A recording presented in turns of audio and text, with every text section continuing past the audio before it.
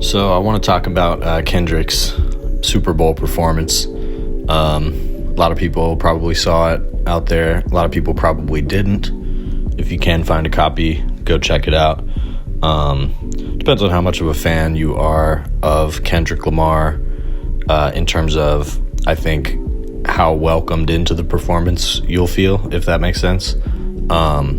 There were definitely some people saying early on that the sound quality was not the best, and there were some, I have some critiques of a few things in general. I think it started rougher than the actual performance itself. I think the performance itself panned out really well and did everything that Kendrick seemed to have intended to do. I also think he could have gone farther on a lot of things, but in a lot of ways it was a boundary testing performance. My main critique would be that it didn't feel like it quite went far enough politically, which is always tough at the Super Bowl. They don't let you do that supposedly, except the leverage over that situation seems to have changed over the past few years, and this was a testing of those limits of what a performer can get away with at the Super Bowl, especially with this context of it being, one solo performer. I think he's the only rapper to ever just do a full solo Super Bowl performance. It was only black people on stage the entire time. If I'm not mistaken, I could be wrong about that, about some of the people in the back, but it appeared to me that it was an entirely black cast of people on the stage, including Samuel L. Jackson dressed as Uncle Sam. So already that is a more political image than anything anyone else has gotten away with at the Super Bowl. I remember when Lady Gaga did it when Trump first got elected, I think whatever year that was, 2017 or maybe the year after.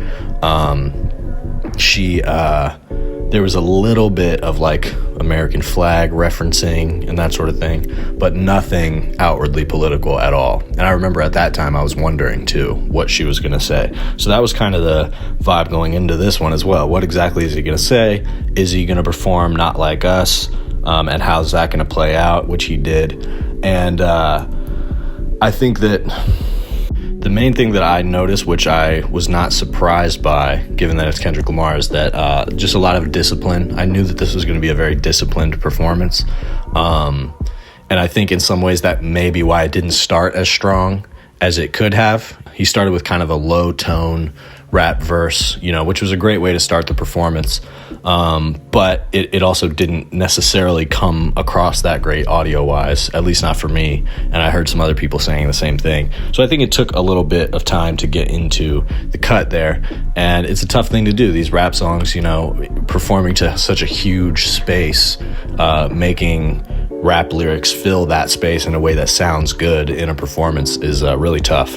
So I think the fact that it wasn't as strong as it could have been in the first half goes to the fact that he really maintained himself well. And if anything, he was probably holding back at first because that allowed him to sustain his breath throughout this and not sound tired at the most crucial parts of the performance. So that was what I noticed, is that Kendrick definitely has very deliberate techniques of breath control, and he'll skip lines and alter his songs so that he can get a lot of breath and not be over rapping, over exerting himself. And I think sometimes that can make his performances a little discombobulated feeling, or you just don't always, the performances are not the best place to understand exactly what he's saying. So I think for a lot of people, especially, the large white audience of the NFL, a lot of them probably didn't understand 80% of what he said. Or a lot of it. And I think that that's partially by design with Kendrick. Kendrick has an odd way of putting words together, and that is both part of his unique style, and it's something that is always a characteristic of rap music, to use clever word flips and stuff in a way that lets you get away with saying shit, on the radio and on TV that you wouldn't normally be allowed to say. So there was a lot of that going on there. And, you know, some of those songs he was performing, like there's gun talk or just general op talk, spinning the block, that type of thing. He was talking a lot of that shit throughout this performance. In fact, that was kind of the main theme. The main theme of it seemed to be this militant attitude on the part of Kendrick, and really drilling that home, not only, you know, to anybody listening, but really going after Drake. And that's an interesting part of it. I'll get to that later, because I do feel, even aside from the pettiness and just the blood sport of it, that he also was genuinely testing his limits of what he could get away with there as well. But overall, I think the main thing that this lacked for me was just any type of real coherent political message, because it strikes me that with everything they did get away with, Kendrick could have made a direct statement on that stage, you know, given that Donald Trump was watching, America was watching, and a lot of the imagery that he showed was explicitly political, you know, having Black Uncle Sam and that kind of thing, and all of this imagery of America that was played entirely by Black people, that is inherently political, but it also doesn't go quite as far as it could have. And I would say that if it wasn't for the exact moment we're in, where it does feel a little bit refreshing again, unfortunately, to see like a show of force, a show of resilience on the part of Black people on national television, especially in such militant fashion. I think that does go a long way. That carried the message a long way for me in terms of the politics of it, but it doesn't quite get it over the finish line in terms of what are we talking about here, and what are you using this as an opportunity to say. And it seemed really like what he wanted to use this as an opportunity to say was fuck Drake, and, you know, a couple of the messages that go along with that. And so that's great. And again, America loves blood sport, and that's what it was. And it was the perfect context for that. You know, this idea of burying your enemy once and for all, where better to do that than the Super Bowl? And I think even that militancy that he showed there, even though it was only directed at Drake, does have sort of an edge to it, you know, that I think goes beyond just a beef between two rappers. Actually, the most radical thing that happened on the stage was at one point one of Kendrick's backup dancers unfurled a Palestinian and Sudanese flag. It was like a stitched together flag, and started waving it around. I think it only showed up on TV for like a brief second, if at all. But then there's footage of the guy running around on the side of the stage waving the flag, and then security eventually tackles him and drags him away. It's a big dramatic thing. He kind of just lays down on the field and makes them like physically drag him away. And so I think that guy is definitely the most radical person and most radical statement that was made during the performance. But even that is an example of how this platform was able to be used to test the limits of what a person can get away with on national TV. And, you know, Kendrick and the people that put this on definitely could have done more to make space for that. It would have been nice to see an actual shout out to Palestine, or just anything of real substance like that. But the fact that one of the people who was involved in this was able to take an opportunity to do that, I do think speaks to the content in general. And really, that's the guy, and that's the type of behavior that we should be looking at as like a genuine exercise of free speech. It ain't free speech unless they're dragging you off the stage.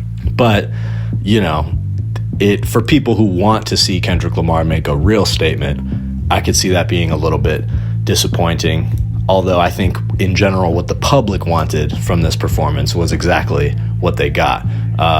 You know, just spiking the ball on Drake, dunking on him, and showing the talent and genuine songwriting ability of Kendrick Lamar as well. So we got all of that. And yeah, I think he could have put a finer point on it in terms of what he was saying. Even just one direct line about Donald Trump or something relating to that, I think could have gone a very long way. And it also would have been enormously controversial. And so the main thing that's going to make ripples in the culture and the headlines is Kendrick did not like us. Kendrick said the controversial lines. He did not say pedophile on national TV. So that's another example of how, he's testing his limits a little bit here. He went right up to the line of things that people would or would not expect him to say, especially considering the fact that, like he said, there is threat of lawsuit and stuff involved in this now. For Kendrick to do this in the midst of defamation accusations and that sort of thing is, it's a bold statement in terms of free speech on a purely personal level. Like, what is Kendrick Lamar going to be willing to say about his main enemy on the biggest platform in the world, arguably, definitely one of the biggest platforms of the United States? And it does feel a little bit wasted on the Drake beef that everybody already knows he won anyway. But at the same time, it's a reaffirmation of that win in a way that is historic and will be historically remembered. And if anything is going to bait Drake into doing something else, it's probably that. So we'll see what happens. But I think even just the value of saying, I don't care if you're going to sue me because this is a rap battle and I'm going to say this on national TV, and being able to use all of the resources that Kendrick has, doing the show with Amazon, doing the show at the Super Bowl, bringing all these people on stage, and then using that to make this statement and play the song Not Like Us, and to have that backdrop to it.